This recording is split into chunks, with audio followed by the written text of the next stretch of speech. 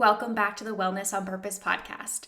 If you're new here, our intention is to provide you with impactful, educational, and realistic information to help you progress on your journey to live wellness on purpose now and for future generations.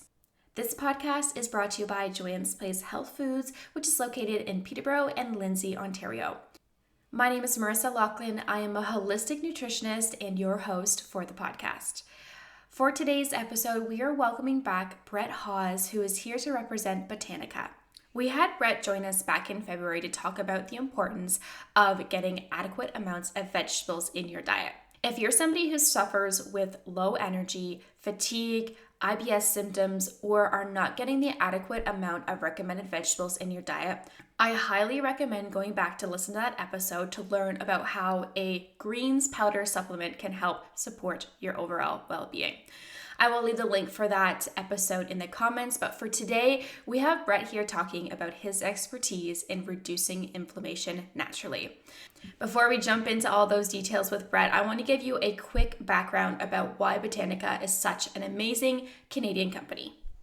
Botanica is a Canadian company, and their philosophy is to bring the highest quality natural health products to people just like you and me that upholds the value of environmental and social responsibilities, which I think is incredibly important when we are thinking about the products in which we are investing our hard-earned dollars in, when a company is actually wanting to make an impact and taking into consideration both the environmental and the social impact when they are creating, processing, and manufacturing their specific supplement products. Also, Botanica promises 3 things with all of the products that they formulate. They ensure that they use whole plant ingredients rather than extracts. They have a rigorous crafting process to ensure that their product has the highest absorption, bioavailability, and concentration. And lastly, they are passionate about keeping herbal traditions as they are, which have been perfected over time.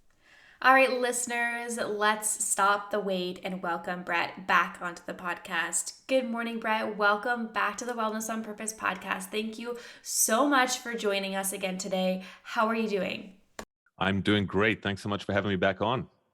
Yes. So how about you tell our listeners a little bit about yourself, just in case they missed your last episode, who you are, what you do, and also a little bit about Botanica as a company. Sure. For myself, I've been in the health and wellness space, I guess, for almost 20 years now. I've been in clinic for 17, somewhere around there. So I basically, without getting too deep into it, my sort of cornerstones, if you will, or pillars of what I do in clinic are really clinical nutrition, functional medicine. Those are really the 2 big things. And then I've also done advanced training in things like Ayurveda, homeopathy, detoxification, and so forth. I teach at the Institute of Holistic Nutrition. I've been teaching there since 2007, on and off, a number of different courses there. And then I also coach and mentor practitioners as well. Basically clinicians who are not always just starting out, but just trying to, refine their craft and get better. So, I do that. And then I also host a podcast, which is Holistic Health Masterclass podcast. We've taken a good little break over the summer, which I really needed. And so we're going to be firing that up again, probably early September. With some new episodes. To your second question, Botanica is probably one of my favorite companies that I do education and training for. They're a Canadian company, basically a B Corp certified company. Their sort of like main thrust in what they do is really bringing whole foods nutrition into the home. So you'll notice that with pretty much all of our products, like we don't use isolated extracts. We're not trying to artificially bolster a product with the medicinal ingredients, for example. We also tend to gravitate towards tried and tested herbals and therapeutics from around the world. So you won't see any sort of new kids on the block when it comes to herbs and stuff like that. We tend to lean on traditional Chinese medicine and on Ayurvedic, the Ayurvedic model. In terms of the herbs that we use. And so that's pretty much it. We're the products are super, super high quality.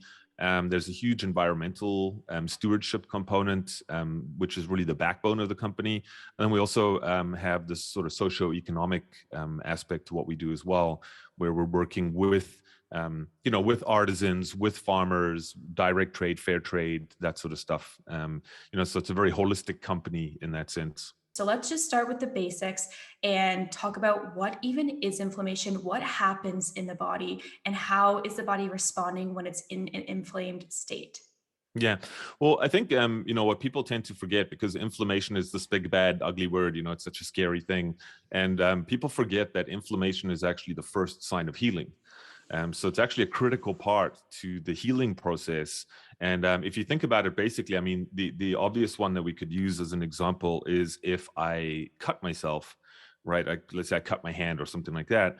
What's going to happen is you're going to have the swelling, you're going to have redness, you're going to have heat. And then what's going on there is we're basically triaging all of these different compounds, whether they're clotting factors, we've got white blood cells, our immune cells, and we're essentially triaging everything to the injury site so that, if we've got heat to kind of burn out any sort of infection, if there was going to be that, right? We've got swelling to kind of stabilize the injury sites that we can't move it around anymore. And then we've got all of these compounds in our blood that are coming to essentially repair the damage. And if you think about, we've all cut our hand or our skin at some point in time. If you think about what happens after that is, you'll then get a scab, right? So the scab kind of, forms over that, and then the swelling and the heat will go down and the scab will fall off. And if you're lucky, there's no scar. And, basically we then have, you don't even know it was there, right? So that is the healing side of inflammation, which is absolutely essential to our health, right? I mean, you can imagine if you couldn't do that, something as simple as a paper cut could actually be potentially fatal, right? So that's really what's going on with inflammation in a nutshell. And I just want to highlight one more aspect here, that our immune system is a critical part of inflammation. And we'll kind of circle back to that in a minute. I think that people forget that there is that healing aspect to inflammation that's required, whether it is as simple as a paper cut or a sprained injury or something like that. It's very short-term inflammation that our body is hopefully able to respond to and get it back to an optimal level of health. When the body is responding to inflammation, whether it is acute or chronic, what other bodily functions are impacted? I mean, pretty much everything, right? So just before we get into that, I want to back up just 1 second, because you touched on it, and I think it's probably important for us to just kind of lay that out. There is a huge difference between acute inflammation, which is what we spoke about before, the healing side, the short-lived side of things, and chronic inflammation. So chronic inflammation is essentially inflammation that just sticks around forever. Right. And that's why they call inflammation the silent killer, because oftentimes we don't actually realize that it's happening, especially if it's on the inside. We don't realize that it's happening until something bad happens. Right. The analogy I like to use with people is, can you imagine if I took my finger, right, my nail, and I scratched my skin, and I was just scratching, and I just did that for, if I did that for 5 minutes, my skin's going to go red. There'll be swelling. There'll be all of the inflammatory signs. But can you imagine if you did that for 15 or 20 years nonstop? The injury site never actually gets a chance to fully heal itself, right? And that is really what chronic inflammation is, which I'm sure we'll expand on in a second. So as to your question, I mean, it's a bit of a loaded question because there's nothing specific that is going to take a hit. But as I said before, your immune system is a critical part of the inflammatory process.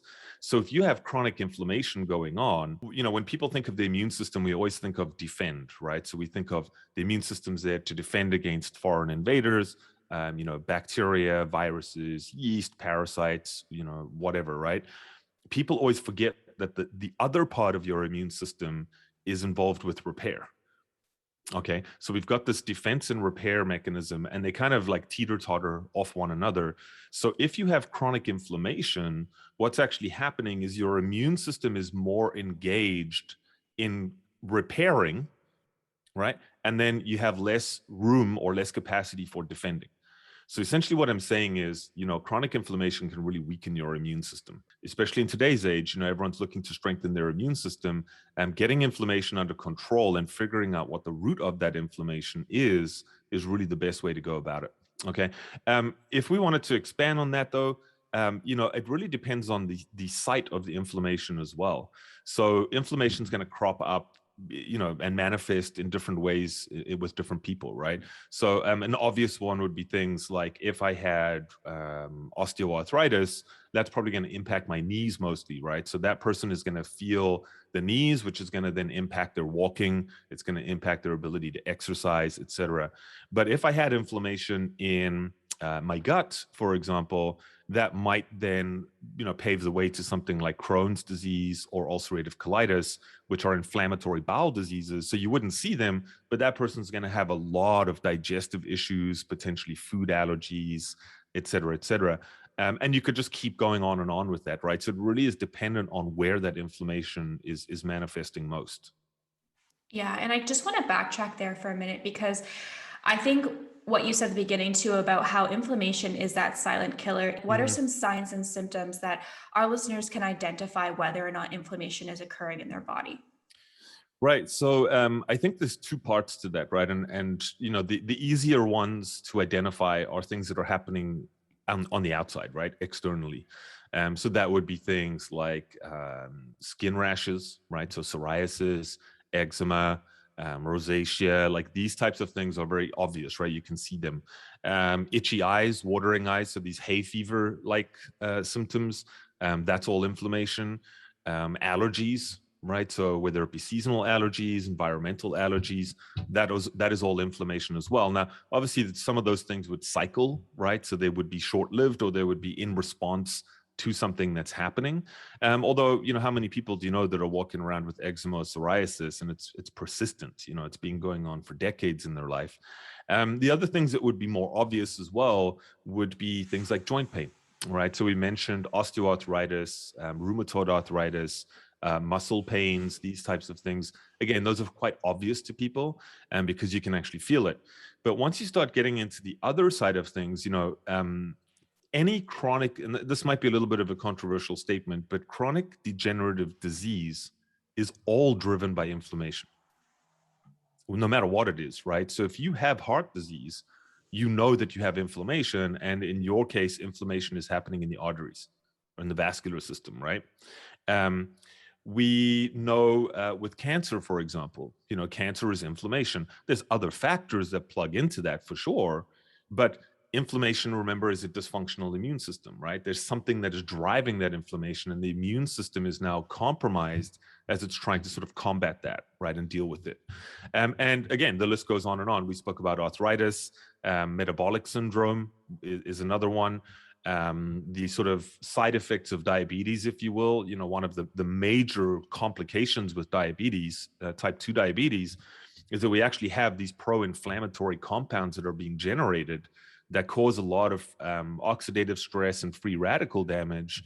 And that's why you have, the side effects of diabetes, if you will, are things like heart disease, or neuropathy, nephropathy, and so on. And so people have inflammation in their eye, or inflammation in their leg, or inflammation on their nerves. And that's all stemming from these blood sugar imbalances and diabetes and whatnot. So yeah, so basically in short, I mean, any chronic degenerative disease is kind of underpinned by inflammation. In a professional setting and a holistic approach, I guess you could say, Mm-hmm. ideally, when we're supporting our clients, you would also recommend looking at that level of that root cause of inflammation versus just treating symptoms, correct? Right. And that's a very important point because, as we're going to talk about today, yes, we can talk about anti-inflammatories all day long, right? And of course, there's the pharmaceutical route and there's the natural route. But I think that at least my philosophy on it all and the way that I practice is we always need to ask ourselves, why does the person have inflammation, right? So we can measure things like C-reactive protein, calprotectin. There's a lot of markers that we can measure in the body to assess what someone's inflammatory load is. And unfortunately, just in a purely medical model, when we're using things like NSAIDs and steroid meds and that sort of thing to control that inflammation, oftentimes the root cause of that inflammation is kind of glossed over, and we're not looking at that. And so the way I like to approach things is to approach in things in tandem is I guess a good analogy, right? So yes, we want to get symptomatic relief. We want to use anti-inflammatory compounds, but we at the same time we want to look at what's driving the inflammation and take care of that. so that ultimately you might move on to a lower dose, you might move on to natural therapies that are not as toxic with no side effects, and that's, you sort of get your way to a management state where you can manage a higher level of health overall. Yes, and what you did mention in terms of getting to that root level of why somebody has inflammation. So, as we age, injury, wear and tear, those are some contributing factors to inflammation. But what other things can actually cause inflammation in one's body? Well, there are so many things that can cause inflammation. So where to start? I think a couple of the big things, infections, right? So a lot of people, when they think of an infection, they just think of, oh, I ate something that was bad, and then I had, a couple of days where maybe I threw up and I had diarrhea or something, and I had an infection, and then it went away. But what I see in clinic is chronic latent infections, right? So we've got these infections that are very low grade infections, and they stick around for a long time, right? The obvious ones, if you think about from a gut health perspective, if you're dealing with things like small intestinal bacterial overgrowth, that's one thing. If we're dealing with candida or yeast issues, parasites, any kind of dysbiotic or unbalanced infection in the gut, which again, a lot of people are walking around with this, and that's why they sort of think that, well, if you have gas and bloating and I have indigestion and that sort of stuff, that's just normal, right? And it's not normal. It's not normal at all. So you might actually have these infections, and that is a major source of inflammation. Of course, we can also have infections that are floating around in the blood. And again, they might not be causing overt symptoms, but they're absolutely driving inflammation.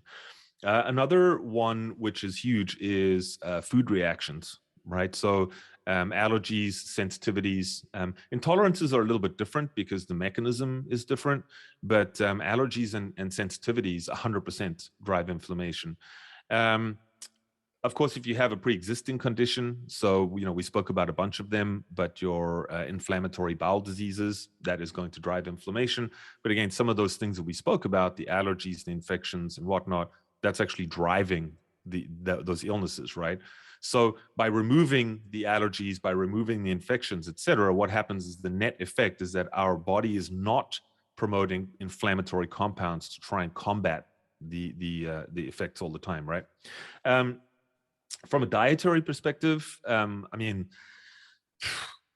it's a bit loaded because I feel like there's no, there's no clear, these foods are pro-inflammatory, these foods are anti-inflammatory, right? Because it really depends on the person. So you could have people that, and I'll just use some very, very polarizing examples. You might have people that are going down the carnivore route and their inflammation comes down, right? But subsequently, you could have someone else who's going down the vegan pathway and their inflammation comes down. So I think that we know from a dietary perspective the obvious ones that everyone would agree on, right? So your deep fried fatty foods, your sugars, your artificial sugars, right, which are huge. The things like high fructose corn syrup, that sort of stuff, processed foods, chemicals and additives. These are all things in our food supply that I think everyone would agree would cause inflammation. Once you start getting into the other side of things, I think it's a little bit more nuanced, right? And it's going to depend on the person. I think we're going to come back to the diet, so I'll kind of like leave that alone there. But diet, simply put, is obviously a major driver of inflammation. Okay. Stress. Stress is huge, right? There's actually direct inverse relationships between high stress levels and our immune system. And there's a lot of published literature to actually show that when your stress levels are high, your immune system is suppressed. Okay. And when your immune system is suppressed, well, we open the door to a whole bunch of things, but obviously inflammation is going to be one of those things. Okay. What else? I think that's, another big one for me anyway, just in the work that I do, is blood sugar, right? So this is going to seem a little bit weird for people, right? If you've never heard this before, it might seem odd, but there's so many people that are walking around with hypoglycemia and blood sugar issues, and then that kind of like moves into pre-diabetes, diabetes, and so on. But anytime that you have hypoglycemia and your insulin levels are out of whack, what most people don't realize is insulin is pro-inflammatory. plain and simple. Like, that's the easiest way to put it. I'm not going to explain how and why, but simply put, that is what it does. And this is why people with diabetes who have incredibly high levels of insulin, at least in the early stage of diabetes anyway, this is why they're so prone to inflammation, right? It's the insulin. So getting insulin under control and balancing your blood sugar, I mean, the health effects are so numerous that, I mean, from a weight loss perspective, from an energy perspective, et cetera, but from an inflammation perspective, I think it's a piece that a lot of people gloss over and they don't really think about all that much, right? So yeah, blood sugar for me is a big one. Yeah. So let's circle back and dive into the diet, because I see a lot of people talking on social platforms about anti-inflammatory diets. I mean, we've got the medical median that talks about inflammation. There's just so many avenues in which people can take. And I really love that you mentioned that there's not necessarily one diet for everybody. It's so universal and it's very dependent on your lifestyle, what your routine looks like, what foods you can actually digest. Like, as you mentioned, the carnivore diet, this is, I would say, become a little bit of a trend in the last couple of years in terms of fighting inflammation, managing cholesterol, managing diabetes, whatever it might be. But I mean, if you can't digest protein properly in terms of in that high amount or fat, it's not going to be beneficial for you. So Yeah. let's go back to those basic, obvious ones about, hydrogenated oils, fried foods, sugars, things like that. Is there any obvious other ones that people should be mindful of that they're consuming on a regular basis? I mean, I think we kind of hit all the high points. I would say anything that is artificial is going to be more likely to cause inflammation because your body is going to view it as, air quotes, foreign, which is going to, not necessarily mount a full-blown immune response, but it's going to be harder to digest, right? It's going to be harder for your body to metabolize that because it is artificial. And, I think we only have to look to something like artificial sweeteners where, there's some pretty good data on that to kind of show that they do cause problems. Again, not necessarily short-term, immediate problems, long-term problems from overconsumption. So I think that all the ones that we've listed before, I think those are fairly straightforward, and most people would agree on that. Okay. So before you move ahead, Yeah. I just have a question about sugar. Please.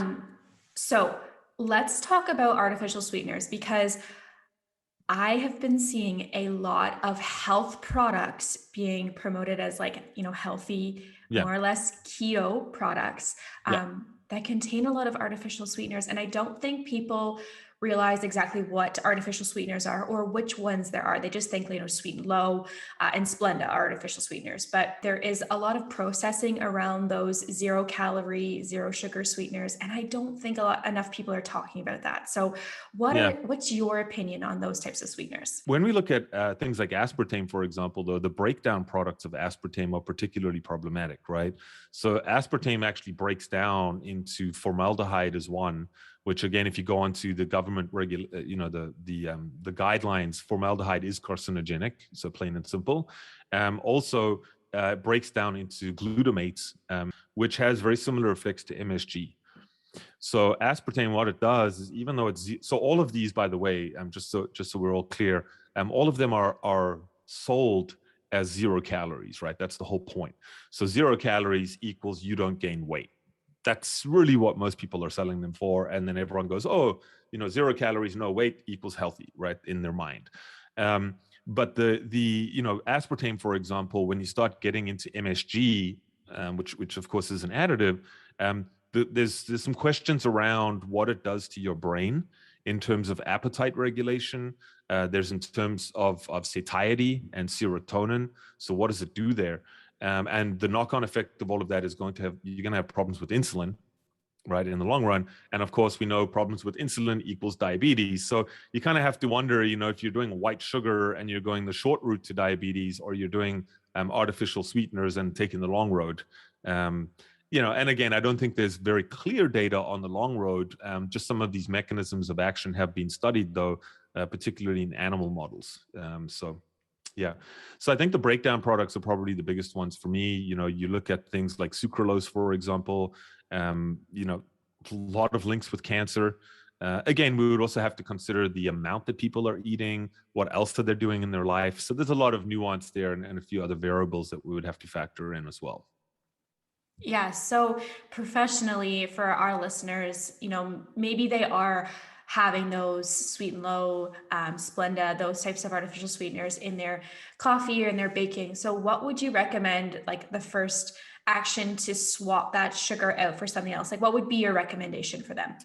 Well, I think the first thing is to reduce your overall sugar consumption, no matter what it is, right? So that's number one. I have no problems with sugar, and I'll get into what that means in a minute.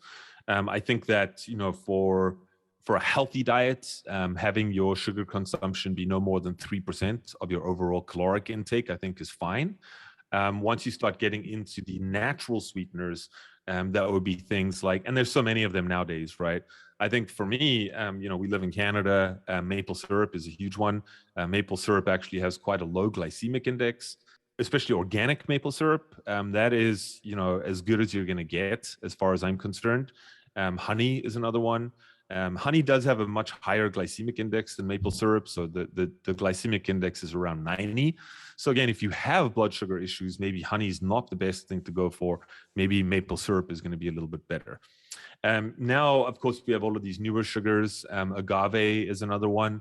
Agave, I have quite mixed feelings about, because I feel like agave is very high in fructose, and the body can only handle so many grams of fructose. So again, if you're like a sugar junkie who's relying a lot on agave, what you're actually doing is you're having the natural form of high fructose corn syrup, or in this case, high fructose agave syrup, right? There's also the environmental component as well with agave. And then the newer ones, you've got your monk fruit, which I think is great. Monk fruit is from a palate perspective, very, very close to sugar. So a lot of people, the taste is agreeable. The glycemic index is fairly low. That is an approved sweetener in Canada. Coconut sugar is another one, right? So that's become quite popular. So I think that, to without trying to thread a needle, I think that for most people, if you're looking towards those natural sweeteners that have minimal processing and just keep those at 3% or less of your caloric intake, that's fine. Again, if you have other health conditions like hypoglycemia or diabetes or something, maybe you need to do a little bit more in terms of your sugar intake. Yeah, thank you for touching on that. Sugar's a huge topic. I mean, everyone loves sugar. Like anyone that says they don't love it, they're lying in Mhm. some sort. Like whether it's in a beverage or a treat or something, sugar it's good, but it can be very detrimental to your health if it's consumed in large amounts or consumed like regularly, like having so much of it. So aside from sugar, like is there any other things that you want to talk about in terms of diet? I'm going to put some things on the table, and then people can decide what they want to do with that, right? For decades, because I deal with this in school a lot, we hear these mantras like everyone should cut down on their animal protein, and everyone should eat more plants. And if everyone goes plant-based, their inflammation is going to be better. And there you go, right? And I think that that's a little bit misleading for a few different reasons. I have no problem with anything, to be honest with you. I consider myself a flexitarian, and I put people on all different types of therapeutic diets depending on what's going on. So I'm not married to one thing, right? But I think that we need to look at these things critically and kind of ask ourselves, like, there's shades of gray. Let's put it that way. So for years, we were told that, and we believed, and it's still partly true, is that animal foods will cause inflammation. And part of why they cause inflammation in some people is because they have a lot of what's called arachidonic acid. And arachidonic acid is basically an end product of omega-6 fatty acids, right? And arachidonic acid, when you get into it all, are basically, it's a direct precursor to pro-inflammatory compounds in the body. Okay, so without getting super technical, these are called prostaglandins. And so prostaglandin 2, there's some leukotrienes and other compounds that are pro-inflammatory, right? So the conventional thinking was always, oh, well, if I eat lots of meat, then automatically I'm going to have these pro-inflammatory compounds. Therefore, I'm going to be in an inflammatory state. Okay, now that's true, correct? But I think we also, and dairy is much the same, right? So dairy fits into the same category there. I actually do think that, at least I've seen from my own personal experience in clinic, I think that dairy is a lot more problematic than meat. Okay. A lot of people, for whatever reason, have problems with dairy.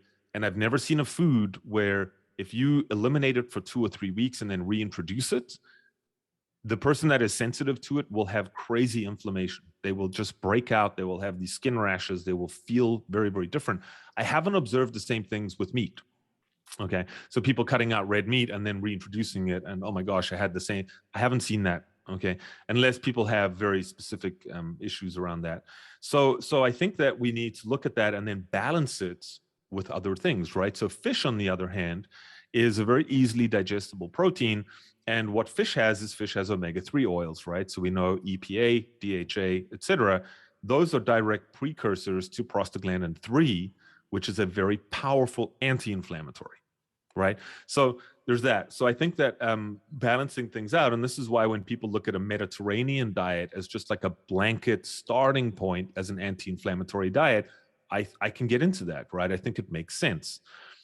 However, let's shift focus onto the plant side of things. And when you look at plants now, um, we have lectins. So lectins are compounds that are found mostly in grains, beans, but pretty well in all plant foods, right? You're going to have some degree of lectin. So this is what people like Dr. Gundry are talking about, right? So in certain individuals, lectins can bind to tissues and cause localized inflammation in certain individuals, right?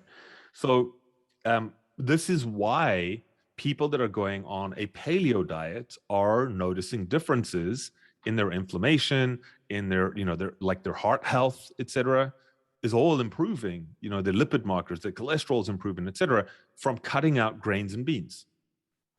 Okay, so for them, the lectins were driving the inflammation. The inflammation was settling or causing problems in their cardiovascular system, and they then developed heart disease, right? Okay, so there's that. The other one is oxalates. Okay, so oxalate foods, very healthy foods, right? So these are no problem at all. We've got things like beet greens, we've got spinach, we've got cacao, raspberries, a lot of the berries. So these are normally very healthy foods, but again, in certain individuals, these high oxalate foods are going to cause inflammation. So oxalates, for those people who don't know, it's like a crystalline type of compound, if you will, and oxalates can settle in body tissues. So, for example, what we've seen with autistic kids, there's a lot of eye poking going on. Turns out that there's a lot of oxalates that are actually traveling to the eye and causing burning and causing inflammation, and that's why they keep poking their eye. Okay. Joint pains, a lot of times that can be attributed to oxalates. So this is why when people are going on these low oxalate diets or they're going on a lectin-free diet, high histamine foods, there's a lot of plant foods that are high histamine. Yogurt, for example, not a plant food, but yogurt can be high histamine. Probiotics can be high histamine. So, so this is why, and not to confuse people, I think the overarching message that I would love to get across with people is that, if you suffer from inflammation and let's just say your diet is clean, right? So whatever that is, it's a clean diet. You're eating mostly organic. You're cooking most of your own meals. You're not eating fast food and junk, right?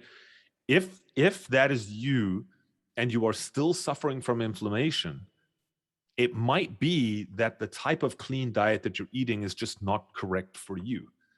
Right. And this is why, again, people that go vegan, for example, maybe it is the dairy and the meat that's causing problems for you. So going vegan is working for you. Right.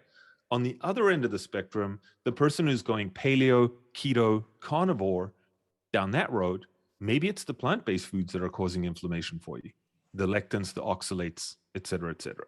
Okay. So if it's not working for you, I would say just keep an open mind and maybe try some different things, right? Try eliminate certain foods and maybe go and research some of the things I spoke about. Just go and type up, Google for what are the high oxalate foods, high lectin foods, et cetera, and give it a go and see what happens. Yeah, I really appreciate that you mentioned that, just give it a go. Have an open mind, because there are so many different avenues in which you can go down to change your diet. Like, there's so many different diets. And as you said, there's a lot of diets that are just therapeutic. They're meant for some short amount of time. So finding what's suited for you, that you feel good on, you feel energized, you feel like your blood sugars are stable, that you're fueled up for Mhm. your day. Unfortunately, that path can take time, but once you figure out what works for you, it's definitely worth it for sure. So diet, that's obviously a huge piece to supporting your body with as much nutrients as you possibly can, that you're actually going to break down, digest, absorb, and hopefully reduce your inflammation from. But aside from diet, are there any other lifestyle factors that we can talk about that can contribute or also reduce one's inflammation? I mean, the big one is stress, to be honest. Like, stress is the biggest one. Exercise as well. And we're not talking about, I think with people with exercise, like I see a lot of people that overtrain, they work out like crazy and they're spending like hours at the gym every single day. I don't think that is what we're talking about here. I just think that movement and basic exercise is a good starting point. If you look at people, at these centurions, people that have lived to be 100 years or more, you'll find that none of them went to the gym and try to like lift 500 pounds or what have you. The bulk of them spent time outside. They were active, they walked a lot, they worked in the garden, etc. So I just think that getting movement into your life, some exercise is obviously great, and exercise we know helps with stress. But we also know, I mean, if you go and look at people like Wim Hof, for example, there's a lot of good research coming out on breathing and breathing techniques. What it really does is calms down your central nervous system, which allows everything to relax. But then, with him, for example, they've actually done tests on Wim Hof where they've seen his immune system just shoot right up from doing like cold baths and breathing and that sort of stuff. So yeah, so I mean, not that we all have to go super extreme. I just think that de-stressing, whatever that is to you, exercise, those are probably the biggest lifestyle factors that you could do to help with inflammation. Yeah, and I mean, we could talk for hours upon stress and body Hmm. changes, but I think bottom line, everybody needs to just look at what's causing stress in their life, how they can manage it, trying to reduce or eliminate as much stress as possible. And if you can't do that, what can recharge your body with, so that you're not feeling the long-term effects of stress as much. And that kind of brings me into the next point I want to talk about is, therapeutic supplements that people could use to support their body in reducing inflammation. So most people have heard of turmeric or curcumin, and Botanica has a different approach to their formula of turmeric. And I really appreciate this combination, and how it's more of a whole food based. So how about you just kind of dive in and tell our listeners a little bit about what Botanica does differently in terms of their herbal remedies?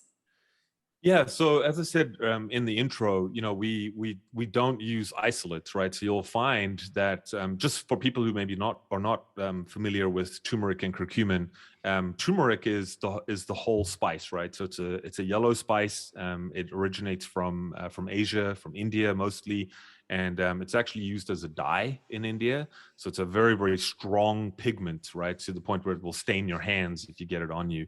So curcumin is probably the most studied compound that is found within turmeric. All right, so people should just be aware of that. And of course, because all the research is focused on curcumin, what we now have is we've got competing theories and we've got competing products, whereby most people are extracting curcumin and selling that as an extract, whereas what we're doing is we're actually selling turmeric as a whole food, in a sense, or a whole herb. So Botanica, they use the whole format, which is the turmeric and the curcumin. So Right. why did Botanica decide to do as a whole perspective instead of an extract? Because I think some people are misled in terms of they think that it needs to be the extract of curcumin, which isn't Yeah. necessarily the truth. Yeah.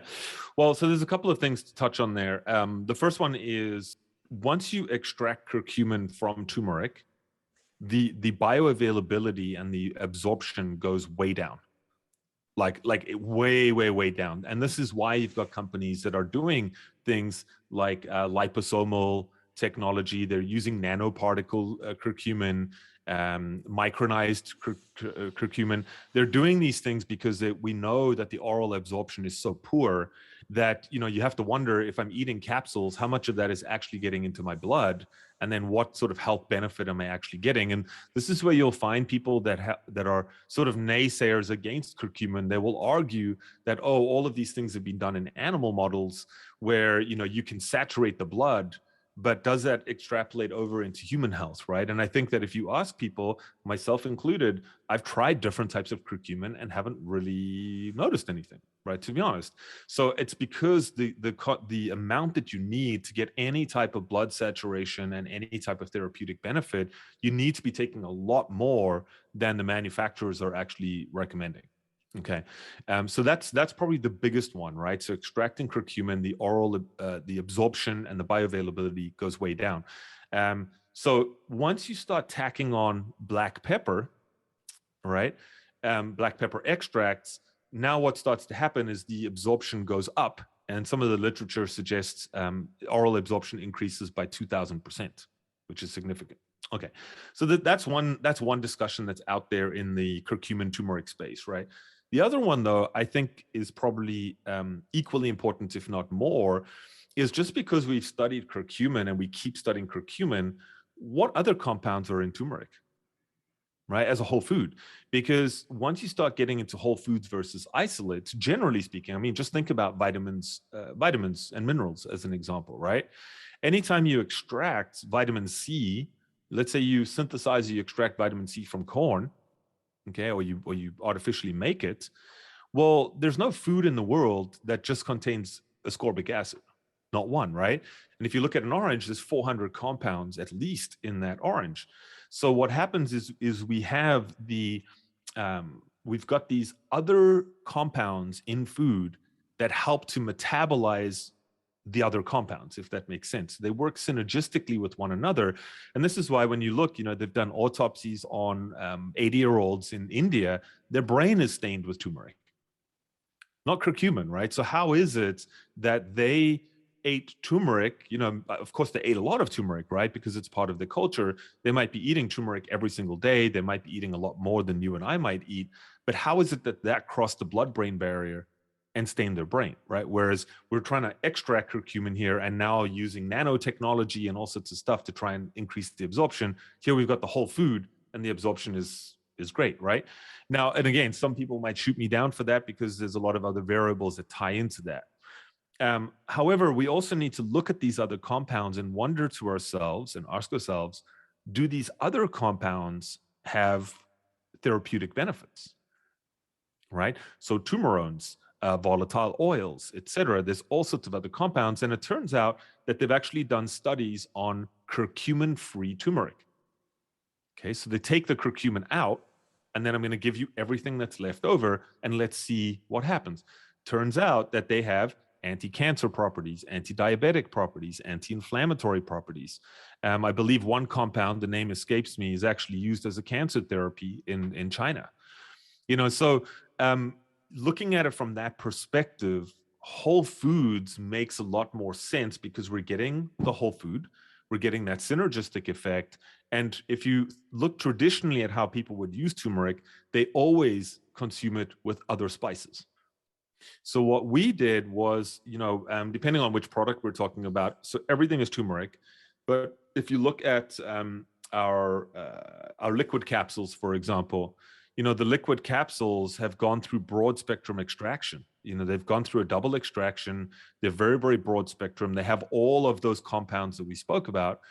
And then we're adding black pepper extract to that. So what it equates to is from a dry herb equivalent, right? So let's say I had dried turmeric capsules versus those liquid capsules. 2 of the turmeric liquid capsules from Botanica is equivalent to around 8 to 10 dry herb capsules, which is huge, Wow. right? So that's significant. And again, depending on which formula we're talking about, we're talking around, if memory serves me correctly, it's about 4.5 grams is the equivalent, right? So 2 of those soft gels, or the liquid capsules, they're not soft gels, 2 of the liquid capsules is equivalent to 4.5 grams of turmeric. which is a very good therapeutic dose. That is what's considered a good daily dose. And they've actually done studies up to 12,000 milligrams, no toxicity, no adverse effects at all. So I think that there's a huge contrast between that versus someone who's trying to take curcumin extract and they're taking their 2 or 3 capsules a day and they're going, well, I don't feel any different, right? Well, maybe you need to actually be taking 20 to 30 capsules a day to actually get the same kind of therapeutic benefit. Yes. So this is a question I get a lot, and this can kind of sum it up for some of our listeners as well, too, in terms of supplementing with turmeric. So, as Mhm. you mentioned, 2 soft gels is equivalent to 4 grams of turmeric, Yeah, correct? give or take. Yeah, yeah. So, I mean, cooking or adding turmeric into dishes and things, it can definitely support the body in terms of, getting some anti-inflammatory properties from it, but you just have to do a lot of the raw whole food. Whereas if you're supplementing with it, you're going to see those results much faster. So I know for myself, I take turmeric in a supplement form every single day, but I'm also very intentional in adding it into curries or adding it on sweet potatoes with pepper, and really trying to have the benefit of having both options, using it as a whole food Hmm. base, but also in a therapeutic supplement dose as well too. And also Botanica has lately what I've been doing is the golden milk beverage that Okay, Botanica yeah. has as well.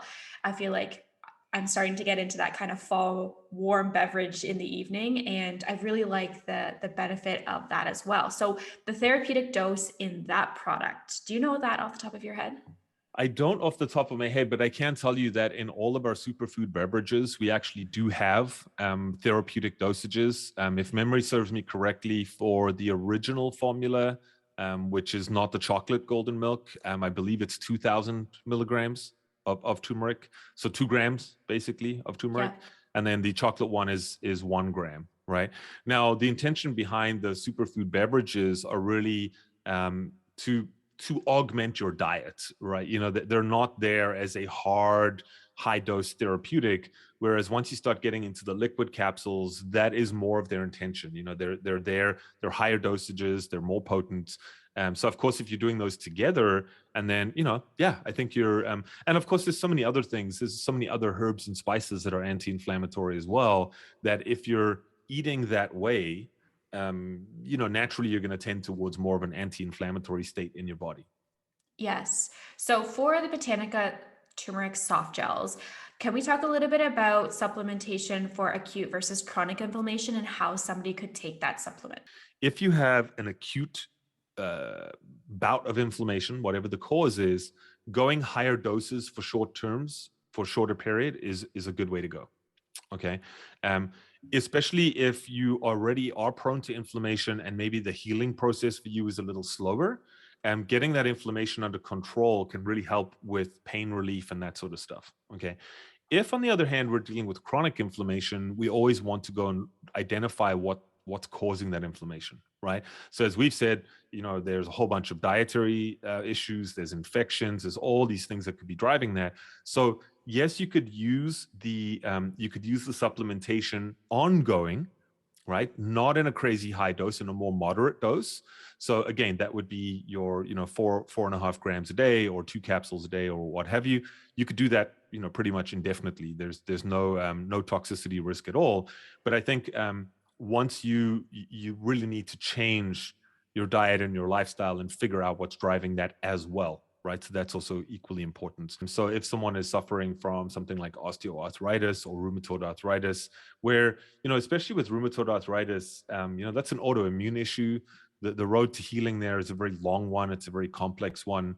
And there's a lot of work that needs to be done, and not everyone is up for that work. So for a lot of people, maybe they don't want to go down the whole autoimmune protocol.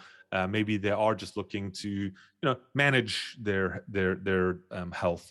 And so I think in that sense, that's where we could look at something like the liquid capsules as a long-term solution that doesn't have side effects, that is non-toxic, that can really help people to manage some of those symptoms. Now, as we know, someone who's suffering with inflammation, they're going to their doctor, they're typically prescribed an anti-inflammatory medication, high doses of Advil, ibuprofen, aspirin, other medications as well too. So what we know about those types of anti-inflammatory medications long term is they can cause other health concerns, stomach ulcers, strokes. They can be even causing more inflammation and stress on the body. But for some of our listeners who may already be on that route, can Mhm. they still supplement with turmeric to help reduce that consumption of prescribed medication? Or do you think that this is, coming off medication and then going on turmeric? Or do you have any thoughts around that?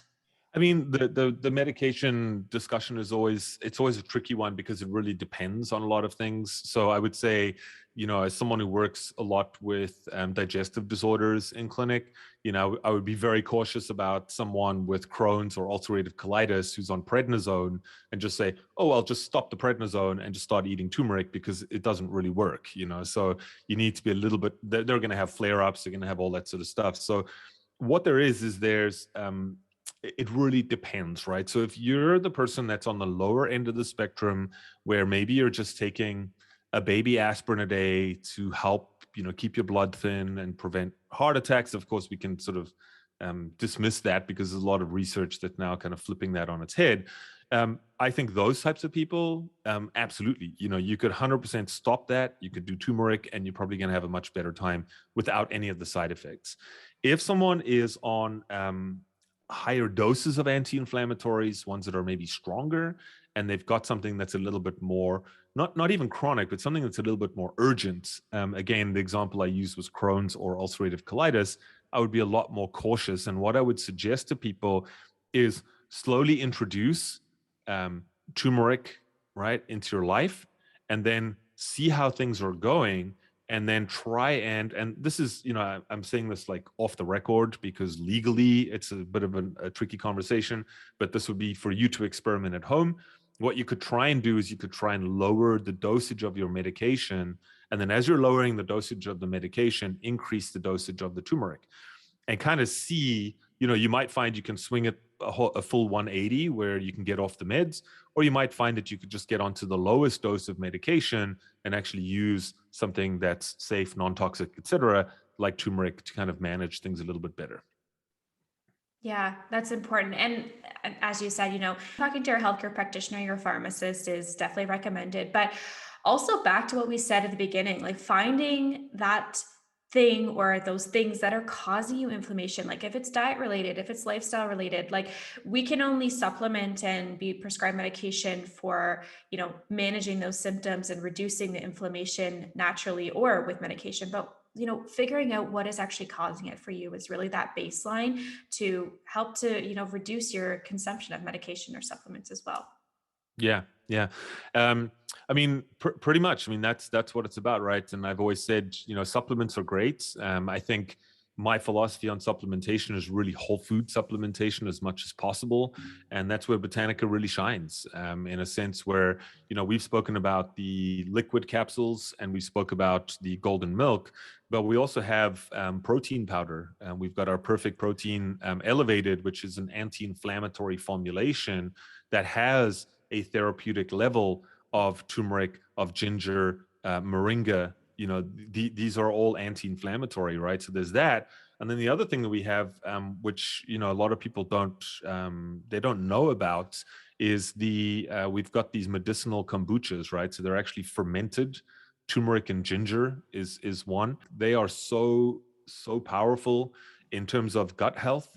They can really help with things like leaky gut. They can help repopulate your microbiota, strengthen your intestinal immune system. And of course, because they are fermented turmeric and ginger, you really have a very powerful medicinal kombucha that is required in very small amounts. So really 1 to 2 teaspoons before meals helps with digestion, plus, plus, plus. So, and again, these are all whole foods that we're talking about. So I think that, when you put that all together with changing your diet, changing your lifestyle, that's where the magic really happens. And I think that that's where practitioners like you and I, we see that on a daily basis. But for a lot of people, trying to navigate that on their own can be a little bit tricky sometimes. And that's where supplementation can really help be a crutch, if you will, or a bridge to get you there. Absolutely. And I really appreciate that about Botanica is that there's so many different ways in which you can supplement with it. It's not always just taking a capsule, although that is, a high therapeutic dose and it's, Yeah. fairly easy to do, but also like the protein powder, we have those in store and it's so easy to add that into your daily lifestyle. Like if you're making smoothies, like it's just so easy to add that as your protein source that also has a therapeutic dosage of ginger and turmeric and also moringa to support Hmm. inflammation. And then also, we do have the fermented elixirs as well. So, if you're listening to this podcast right now and you're thinking, I have high levels of inflammation, or you are looking to be preventative and reduce that inflammation, because I think everybody should be also looking preventatively, no matter what age you're at. Inflammation is the driver for so many other health conditions. So we've got to address that inflammation. So regardless of how you want to do that, in terms of maybe it's just starting looking at your diet. Maybe it's looking at those lifestyle factors that increase inflammation. Or maybe it's looking at the supplementation, whether it's the capsules, the protein powder, or the elixirs. There's a step to be made, and it's making that transition. So if you need that support, please pop into Joanne's Place, and we have all of the Botanica anti-inflammatories on display at the front of our store right now to highlight this podcast. And if you have any other questions, you can always ask one of our amazing staff at our locations as well. So this will sum up our podcast episode here. Thank you so much, Brett, for your information on inflammation today. I really, really appreciate it. And I know our listeners are really grateful for all of your guidance as well, too. Awesome. Thank you so much. It's always good to talk about health and wellness, and inflammation is, it's one of the biggest things that you can get under control and improve your health. Awesome. Thanks again, Brett. And to all of our listeners, I want to extend a huge thank you to you. You are the people that are listening and downloading and sharing about our podcast and can actually help to keep our podcast going. So, extending just a huge virtual big hug to you, and thank you so much for tuning in to our podcast. You guys know what to do here. Please subscribe to our channel so that you do not miss any notifications as soon as a new episode is released. And be sure to share on social media that you're listening to the Wellness on Purpose podcast.